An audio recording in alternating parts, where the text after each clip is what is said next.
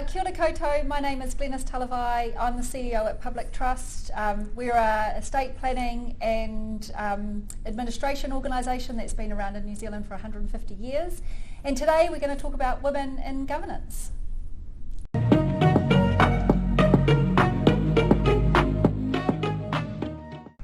Hi, welcome to Governance Bite. My name is Banicevich, and as you just heard, today I have the pleasure of spending time with Glenys Talivai to talk about women in governance. Glenys, thank you very much for your time. Thank you. This is an area of passion for you. You're very keen on encouraging women into leadership positions. What are some of the key barriers or challenges that women face attaining leadership positions, both in governance and senior management positions within corporate and for-purpose sectors? Well, look, Mark, first and foremost, I think for a lot of women, they think about taking that next step, maybe up to leadership, maybe to governance or a new role. But it is this self-confidence piece. I think putting ourselves up there, lots of people talk about, women will only want to make sure that they're ticking off all the boxes and are really confident that they can do a good job. I think that's at the heart of some of this coming through, and certainly from my experience, things that I've seen. I think equally too, as someone who goes about hiring leaders and in particular women, it's actually about making sure that you are purposefully going out into the market to find these people that might be sort of holding back, or I'm not too sure. Well, how can you connect with them and encourage them and make sure that you get them into your selection process? Look, they might not end up being your preferred candidate, but you want them in your selection process and to find them there. I think that seems to be sort of quid pro quo, is that are we doing enough to get women to apply in the first place, and then how are we helping women build their self-confidence to put themselves out there for some of these positions. Right, so you talked there particularly about behavioural factors. Are any of the more traditional factors still a factor? Look, I do think that, particularly in financial services, whilst I think it's getting better, there is still a lot of men in a lot of these spaces. I think, women don't see themselves show up as much, albeit it is getting better. It is 1,000% better from when I came through in my earlier career. I think it's, I have a lot of confidence in that space, but I also do think, sometimes it's also about how we talk about roles and how we make them appeal to a lot more broader people that are sitting out there that really could lend their skills and experiences to a role, rather than the traditional job description with all the skills and experience that often, let's be honest, it's a unicorn that we're looking for in terms of that perfect person. And making it as interesting as watching paint dry to brick. That doesn't exist, Yes.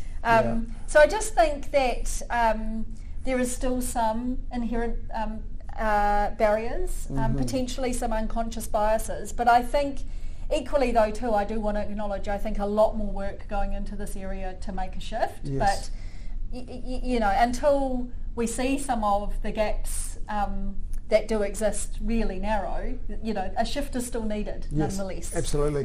How do these barriers manifest at different stages of a woman's career, from entry level, potentially straight out of university or school, through to executive level or governance appointments?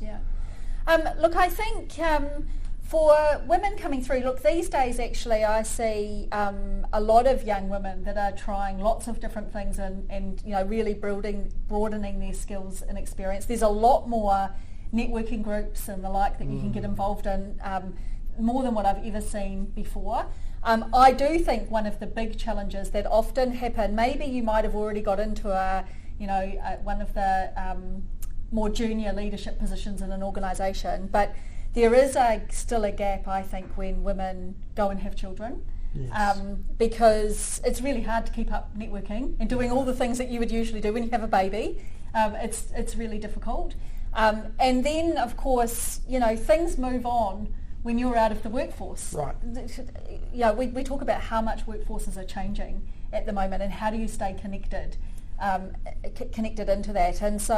And this is where I think the confidence manifests. Yeah, I think you probably also got an element as well that if you're the primary caregiver, even when you do return to the workforce, you've got to get home at a reasonable hour to be there for the child when they're finishing daycare or those sorts of things. And we have a lot of the networking events happen in the evenings too, right? So that makes things very difficult. Yeah, I mean, look, one of the things I will say is that in a post-COVID world, where people have got hybrid working environments, that's made it an awful lot easier. Yes.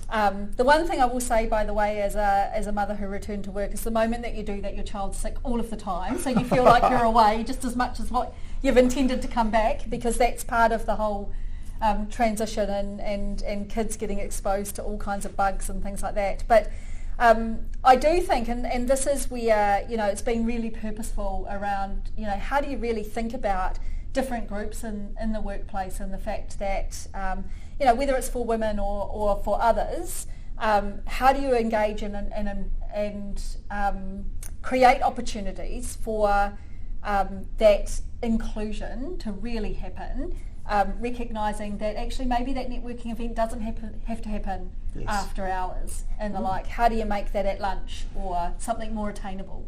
I think there's also an element of responsibility that has to happen in the home as well, that fathers in particular have to step up and be a little bit more equal in the child raising and the family relationship. So if there is an industry event that you need to go to, well, maybe dad's got to be home and look after the kids.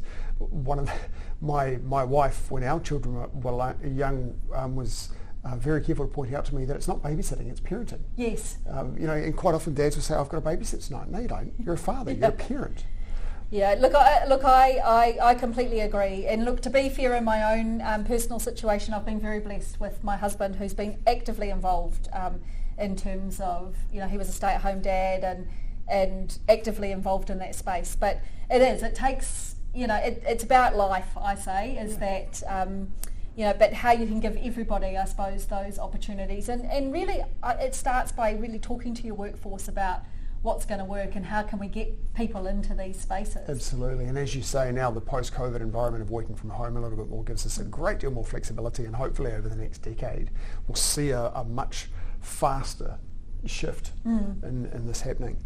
Let's turn it on its head now, and rather than talking bottom up, let's talk top down. How can greater gender diversity in governance enhance board effectiveness and the decision-making processes? Yeah, look, I mean, I think that the more diverse and, both whether or not that's gender diversity, ethnicity diversity, or just diversity of experience and backgrounds coming into a board environment. I mean, there's lots that have been talked about it in terms of the value that it adds. And, I think it's, certainly for me as a CEO working with a board and a variety of people, is that actually it adds so much value when you've got so many different perspectives and you can really flesh out a particular topic or issue or the like. If everyone's thinking and feeling the same way or has the same skills and experience, you just don't have that, you might as well have one board member. 100%, 100%. And so, if you think about all the possible scenarios that businesses are facing these days, I think it's invaluable. I think what's even more of an opportunity here is people coming into those spaces together, particularly if you think about a board, knowing this is actually my unique contribution. Yes. This is what I uniquely bring to this particular environment. Yeah, that's a key point. And there's lots of research out there now that shows that gender diversity in particular, that's where the research has been, it leads to increased performance of the agency. It would be great to see some more research in the other areas of diversity that you talked about, diversity of backgrounds, diversity of ethnicity, those sorts of things as well. At the moment, I think gender diversity is very easy to measure. I think that's what they found in the data, whereas looking through directors' names and things, you're kind of guessing ethnicities based on family names, and it's quite complex to do. So yes, there's a lot of research in that space, and gender in particular. How can boards create a culture of inclusivity that enables women to contribute fully and thrive in those governance roles? Yeah, so I think it's, I think a culture of inclusivity in boards is really important. First and foremost, you come together as a group usually orientated around an organisation, and so you're getting into the mahi pretty quickly, if that makes sense. I think actually inclusion is often elevated if the board has taken time to really get to know each other. What are the strengths, what are the unique perspectives? I do think the chair plays a huge role here in making sure that they are really bringing out all the different viewpoints of everybody and making sure that they're cultivating a conversation that if someone's not contributing in the same way, is, you know, actually asking them, what's your perspective around that? What are your thoughts? And even if that's the same or it's already been talked about, I think that's really important. Equally, again, it's a little bit what I was saying before, Mark, is that you know, even with different gender diversity, it's understanding actually this is my unique perspective that I bring to the conversation. And I think in particular for women, really reinforcing that that's a really important perspective that they bring. I talked a bit earlier about confidence and the like, is that actually, you know, really being encouraging and saying, you know, we want to hear from you. This is an important perspective that you bring through your lens, I think is would really help women in that particular scenario. Yes, absolutely. There's probably a key crossover there in some of the ethnicities as well that tend to be more reserved and subservient in some ways, or at least a bit more reserved in what they say. So drawing those opinions out is very important. Otherwise, there's no value in having that person in the boardroom. I agree. Right. How can both men and women advocate for gender diversity in governance? What roles can directors play in championing the cause? So look, I think directors absolutely in their organisation can champion by asking, what does the diversity look like? What does the gender pay gap look like? You know, asking questions and expecting management to be doing things about this. Yes. You know, how are you recruiting for this role? How are you making sure that you're getting a diverse base of applicants? You know, I think asking questions and probing. And, you know, how do they know? How do they know that the right things are happening? Yes. I think that's the key thing for a board. I think equally, you know, it starts at the top. It starts with them. So making sure that they are questioning their board makeup. What do we look like?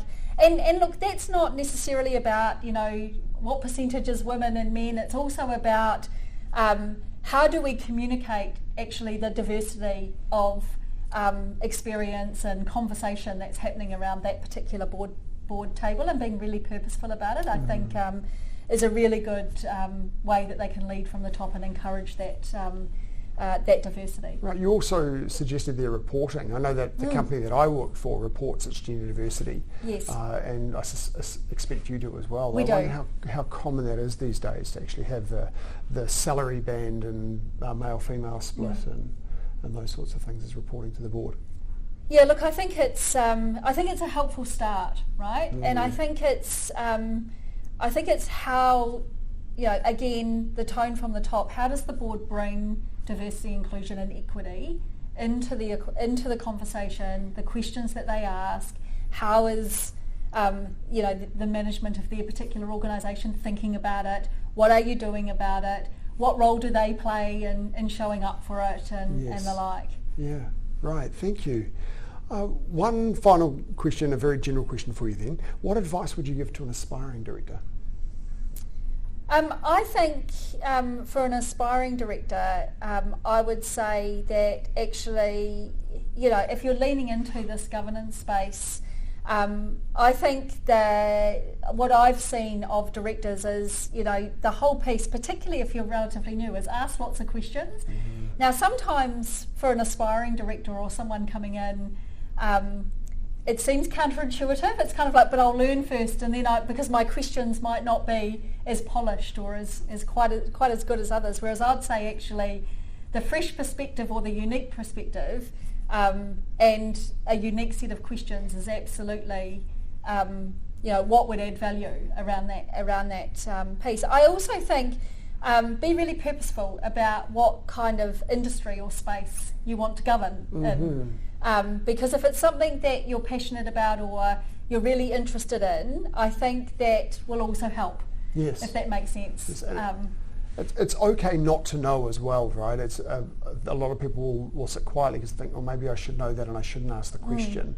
But it's okay not to know something and ask the experts in the room, can you explain this to me? Yes. And get that understanding. And as you say, quite often those naive questions are the ones that challenge the thinking around the room. Why do we do it that way? Yeah, and I mean, I think at a governance level, right, it is about the assurance and the oversight of an organisation. And so, so how do we know and what am I being asked to really think about or consider here in an organisation versus what's happening in the organisation are quite different questions that I think, for aspiring directors really, how do you stay at that oversight level? Yes. It's all in the positioning of how you start to question things and think about that particular business. Absolutely, thank you. Well, one final takeaway for anyone watching, I would encourage you on the boards that you're in to go to the organisations and ensure there is some gender and pay gap reporting. Make sure that you've got an understanding of what the diversity is within the organisation and is that done well. And if it's reported to the board, then people start to take notice of those things and consider them. So Glenys, thank you very much again for your time. I really appreciate the conversation. Thanks, Mark. And I look forward to seeing you next episode. Thank you for watching this episode of Governance Bites. We have more episodes on YouTube and your favourite podcast channel, where I interview directors and experts on various topics relating to boards of directors and governance. We'd love to see you back, and please like, subscribe, and share the videos and podcasts.